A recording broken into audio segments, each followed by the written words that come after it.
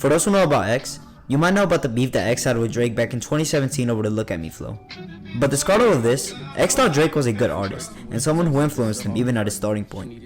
Regarding this, X made a remix to one of Drake's songs back in 2014. That song is Catch.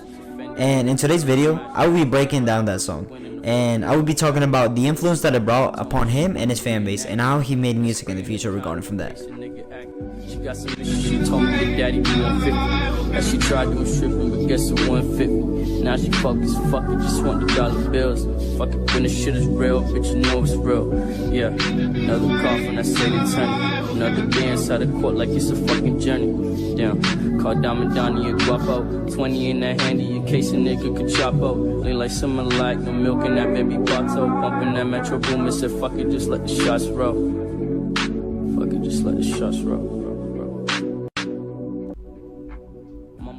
So, Catch was released in June 8, 2014, and if you couldn't notice, a lot of the songs from around this time had a very 𝐼SoTel type of vibe, and that is because X was planning the 𝐼SoTel vibe. Like, he was planning the 𝐼SoTel at this point, and this song was actually released after Sounds of Melting Pot was made 2 days later, and it makes a lot of sense on why they sound similar in the way he speaks and the way he thinks of stuff.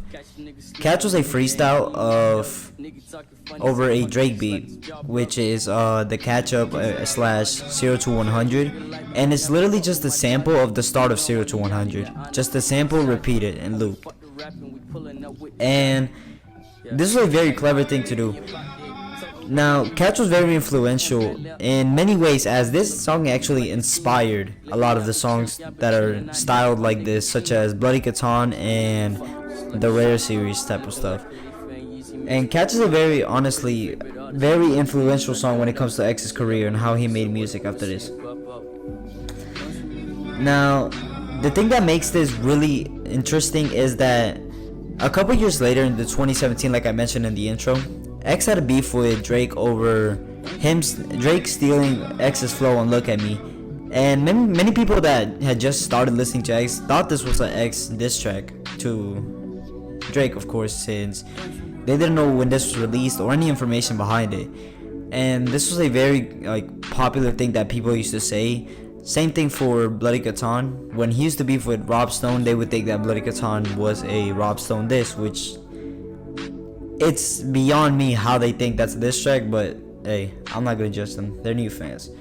So other than that, you can tell that the way X sings in this song and just basically raps over it is very 𝐼SoTel type of vibe, like I was saying. And this song was meant to be an 𝐼SoTel along with a couple other songs, but it was scrapped off, and it instead had the 7 tracks that we know of as of right now. 𝐼SoTel was meant to be a long project, but mostly ended up being an EP, as X put in the songs that he mostly thought would fit in, which explains why a lot of the songs from around this summer and the April season and just mostly early 2014 sound a lot like an 𝐼SoTel type of vibe and fit in really good to the album and how it was made. So yeah, without further ado, let's go ahead and just move straight into the intro of the song and the verse and just breaking down the lyrics. Another day inside the court like it's a fucking journey. Damn, call Diamond Donnie and Guapo. 20.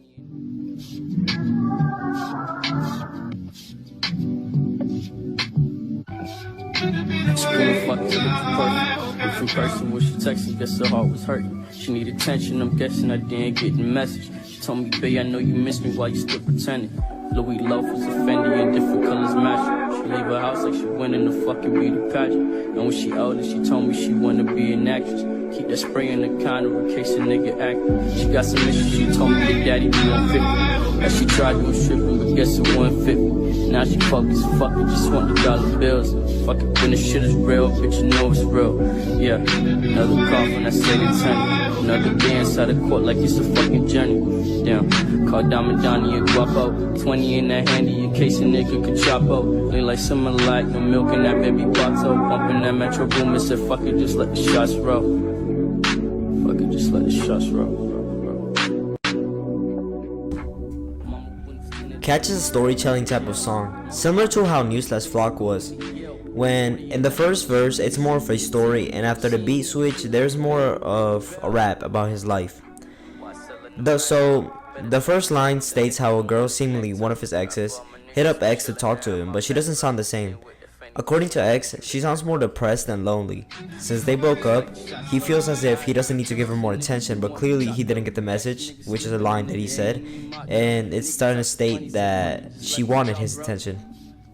This builds up a lust type of story, which, if you don't know what lust is, it's basically when you're with someone just for sex, basically. And the lines of that continue to talk about stuff that happened after a breakup. X talks about how she seems differently and wears more expensive stuff, and he knows that she can't afford it, and he feels confused by it. This could be a sign that she became a prostitute, and talks about her futures by saying she wanted to be an actress. He then talks about her past issues, such as how her dad would beat her in becoming a prostitute and a stripper. This eventually led into her messing with the wrong group of people and ended up in shootings, which finish off the story in verse 1, and it also adds into the aftermath of verse 2, which we will talk about just now.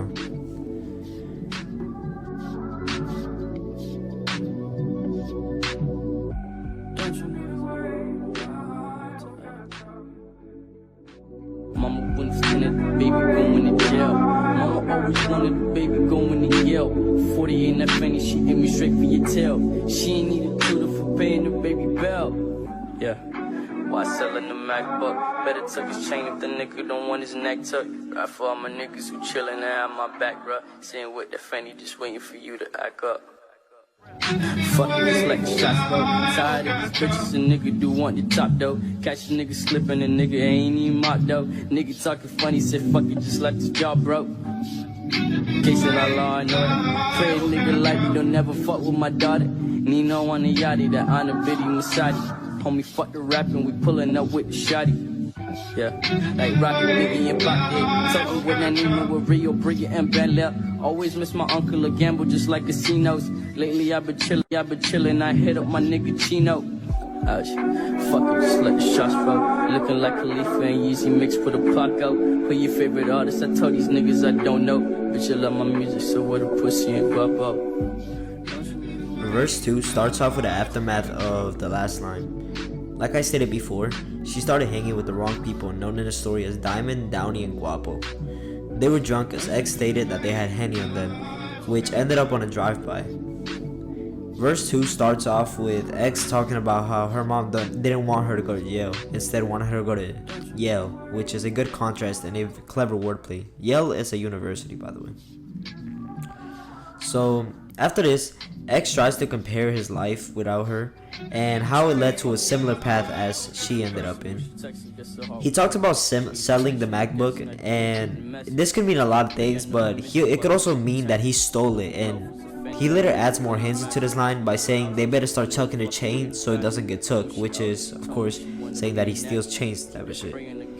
He then talks about his past relationship and states that he is tired of females, but he does want the top, which, hey, he not wrong, so I didn't go say nothing. He then talks about catching someone slipping or like they say around here, lacking, and how if they talk shit, he's gonna leave them with their jaw broke. After this, most of it is just a freestyle with little to no context in the lines. However, after a little bit, he mentions his uncle who took his own life and X walked into it as a kid. He talks about him as a gamble, such as a casino, which means his uncle was unpredictable and X didn't know what or when it was gonna happen, something tragic, until the day it happened, you know? He then talks about looking like Khalifa, Yeezy mixed with a Pac, which is a good line and honestly a clever wordplay, comparing himself to them as he is referring music-wise. And it's basically talking about versatility and how versatile he can be, basically. He later backs up his claims by saying people ask him who his favorite artist is, and basically saying that he just loves his music and he is so diverse that he has a bit of every artist that he likes, which is a clever wordplay. Instead of just saying how much artist he likes, he's instead saying that he likes himself because of how much versatility he actually has. Lately I've been chillin', I hit up my nigga Chino. Fuck it, just let the shots fall.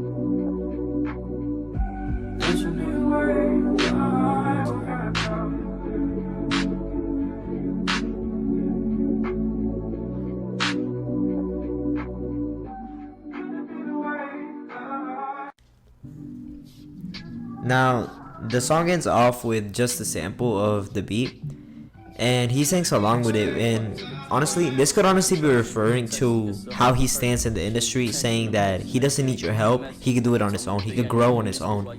And it was actually ended up true, as he did end up blowing up without the industry. So Catch was released in 2014, and it was one of the most important songs in X's career. Mostly because after the Drake beef, many people thought this was a diss track for some reason, which is a very stupid claim. Whoever thought that Catch was a diss track to Drake was very stupid. It was just a simple remix, and it really shows how much respect X actually had over Drake.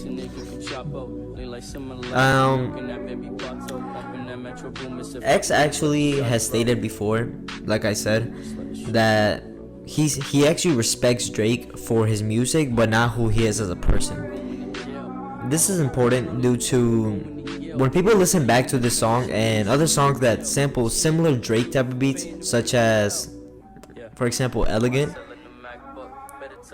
Many people like to think that Drake just doesn't like X, right?